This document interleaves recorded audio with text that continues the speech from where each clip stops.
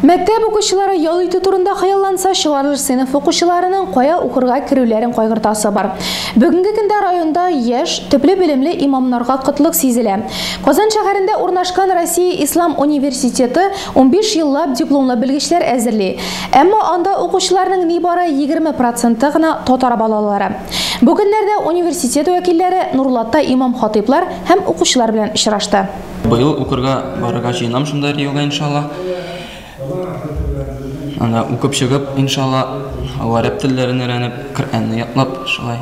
Һәм дә инде белем алып чыгып киләчәктә укытырга һәм дә инде укытырга һәм белемнәрне башкаларга да җиткерергә теләре. Мин инде башка университетка да керергә җыенам, шунда тиктәбәйтим параллельно да Риуда укырга җыенам иншалла. Быел мәктәпне тәмамлаучы Зөлфәт укырга кая барасын билгеләгән инде, аның дини белем аласы килә. Әмма шул ук вакытта хезмәт базарында ихтыяҗ казанган һөнәр дә үзләштерергә тели. Берсе икенчесенә комачауламый ди ул. Һәм Россия Ислам университеты үз студентларына мондый мөмкинлекне тәкъдим итә. Бүгенге көннәрдә без мохтаҗбыз татар абитуриентларга. Үзебезнең ватаныбызда мәктәпләрне татар егетләрен, кызларын көтәбез, чөнки ихтыяҗ зур.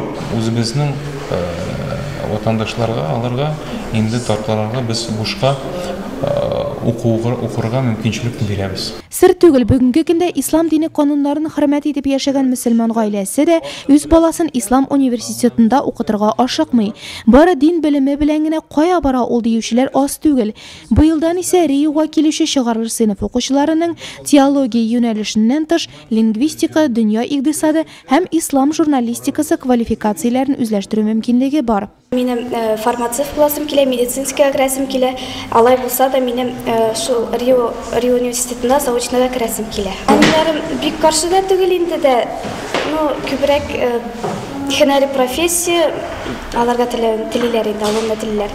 Гомердә кирәк була торган инде. Президентыбыз быел әйткәндә һәрбер районнан бишәр бала шушы Ислам университетына тәкъдим итәргә дип. Башлангыч дини белемне укучылар нигездә мәчетләрдә яки мәдрәсәләрдә ала. Мәктәптә дәресләр беткәч яки ял көннәрендә алар өчен укулар оештырыла. Быел күпләре шул ук Россия Ислам университеты шәкертләре кул астында укыды. Җәй көннәрендә дә бу эшне дәвам итеп, мәктәпләрдә мөселман лагерьлары оештыру күздә тотыла. Моннан тыш Заречный лагерында 13 июньнән 3 июльгә кадәр ислам дине нигезләрен өйрәнергә теләүче балалар өчен махсус смена булдырыла.